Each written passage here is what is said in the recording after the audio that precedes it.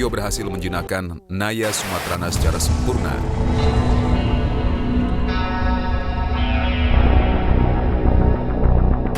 Hampir meleset tadi pada saat Mas Tio. Nah, ini bagian taringnya memegang terlihat kepalanya. dari samping. Iya. Jenis taring Proteroglipa. Oke, sekarang kita amankan, kita bawa untuk kita.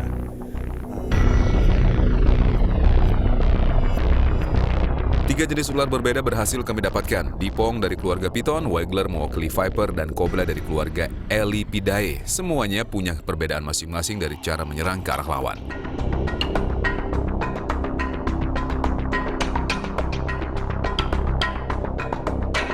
Yuk. Oke. Kita sekarang langsung balik ke base camp. Iya. Tio dan Jenny membawa ular yang tadi ditangkap ke base camp dan memulai penelitian tentang cara menyerang ular-ular tersebut. Sekarang Jenny dan Mas Tio sudah berada di dekat base camp. Mas Tio, Ya. bagaimana sih cara penyerangan ular-ular yang sudah kita temukan? Iya, yang kita temukan ada beberapa jenis. Yang Iya. pertama Viper. Viper dia memiliki organ atau dia sensor panas. Itu nanti akan kita coba dengan menggunakan dua balon. Yang pertama balon yang diisi air panas dan balon yang akan diisi air dingin. Sedangkan cara itu bisa digunakan bisa di tempat gelap maupun terang. Ketika gelap abadi pun karena mengandalkan kekuatan sensor panas, Viper akan bisa menyerang dengan tepat. Percobaan pertama tim berburu adalah mengetahui jenis serangan dari masing-masing ular. Pertama adalah Viper Waggler. Tim berburu menyiapkan dua buah balon yang berisi air dingin dan panas. Awalnya balon yang dingin kami dekatkan ke arah Viper. Ternyata Viper mengacukan air dingin tersebut. Balon kami ganti dengan yang diisi air panas. Tanpa menunggu lama, sang Viper langsung menyerang balon berwarna kuning tersebut. Hal ini terjadi karena ular Viper Waggler sangat responsif terhadap sensor panas. Semakin dia bisa merasakan sensor tersebut, semakin aktif pula dia menyerang. Kami mencoba di situasi yang berbeda, yaitu di tempat tanpa cahaya atau gelap. Kami ingin mengetahui apakah sensor panas Viper berpengaruh terhadap cahaya. Dua balon masing-masing berwarna merah berisi air panas dan warna biru berisi air dingin kami dekatkan bersamaan. Yap, terbukti. Bahkan dengan tidak adanya cahaya, ular Viper mampu mendeteksi dengan tepat objek yang menjadi sasarannya hanya menggunakan sensor panas yang terletak di antara mata dan hidungnya. Yang kedua, itu kita untuk ular kobra itu nanti bisa kita uji coba dengan menggunakan patung karena kita harapkan dari serangan semburan kobra itu sendiri. Kobra memiliki semburan dengan jangkauan sekitar 2 meter. Kita bisa menggunakan patung dengan jarak 1 meter, itu akan lebih akurat. Percobaan selanjutnya adalah dengan ular kobra. Jenis reptil aktif ini mempunyai senjata andalan, yaitu semburan bisa. Apabila kobra berhadapan dengan lawannya, ia akan mengembangkan lehernya guna mengintimidasi dan ia akan menyembur ke arah lawannya. Namun semburan yang dihasilkan tidak mengarah kepada satu titik saja, melainkan menyembur ke arah depan. Dan semburannya merata dari atas hingga ke bawah. Maka dari itu apabila berhadapan dengan ular kobra, kita perlu menggunakan pengaman seperti kacamata agar terhindar dari serangan kobra, dan mata adalah bagian paling sensitif yang mudah diserang.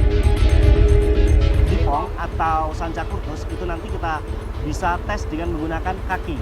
Biasanya ada pergerakan, dia akan mensensor atau dia akan menyerang gerakan tersebut. Jadi kita menggunakan kaki menyentuh bagian badannya atau di depannya, nanti serangannya seperti apa, langsung kita amati. Untuk percobaan Dipong, kami menggunakan kaki palsu untuk mengambil perhatian si ular. Dipong sangat responsif dengan gerakan dan kemudian ia akan menyerang dengan mengikut objek yang mengganggunya. Dan benar saja, saat ia merasa terganggu oleh sebuah pergerakan, ia langsung menyerang kaki palsu tersebut.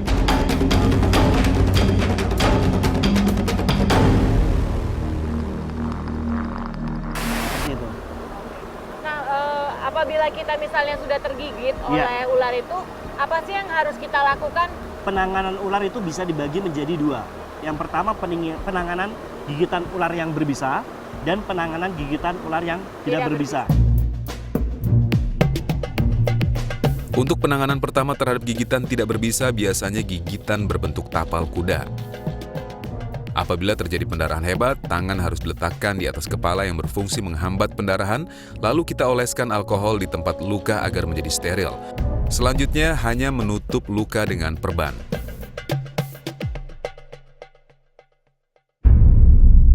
Untuk penanganan pertama terhadap gigitan berbisa, gigitan biasanya berbentuk 2 titik. Pertama, kita harus menyayat luka tersebut secara sejajar di antara luka gigitan. Setelah terjadi pendarahan, secepatnya keluarkan darah yang terkontaminasi bisa ular dengan cara menekan tangan di area luka. Lewat bantuan ekstraktor ataupun air panas, selanjutnya kita bisa menggunakan perban atau tali untuk mengikat tangan kita agar menghambat laju bisa ke arah seluruh tubuh. Pastikan ikatan tidak terlalu kencang dan terlalu kendor. Kita bisa melihat darah yang terkontaminasi dengan bisa, maka berwarna merah gelap. Sedangkan darah yang tidak terkontaminasi berwarna merah segar. Dari sampel ular yang kita temukan kemarin, itu dari akibat dari gigitannya itu dibedakan menjadi 3. Yang pertama itu piton atau Sancacurtus, dia tidak memiliki taring bisa atau aglipa, sehingga apabila menggigit itu efeknya pendarahan, bengkak, yang jelas pendarahan itu harus dihentikan. Selain itu jenis Viper, dia memiliki jenis taring Solenoglipa, terletak di depan, cukup panjang dan bisa melipat. Dia memiliki jenis bisa hemotoxin. Dia akan menyerang sel darah merah. Itu waktunya berapa lama, Mas Tio? Kalau Viper itu bisa sehari, tergantung dari daya tahan tubuh manusia itu sendiri. Kemudian yang terakhir adalah Cobra. Cobra ini tingkatan yang pernah kita temukan tadi itu paling tinggi karena dia memiliki jenis taring Proteroglipa terletak di depan dan cukup pendek. Namun dia memiliki 2 jenis bisa, neurotoxin dan hemotoxin.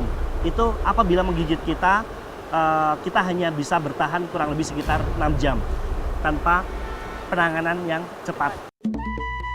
Berbagi ilmu tentang bagaimana cara kita menghadapi ular di alam bebas membuat tim berburu semakin bersemangat untuk memberikan informasi bermanfaat lainnya tentang hewan di alam liar yang mungkin belum pernah kita ketahui bersama.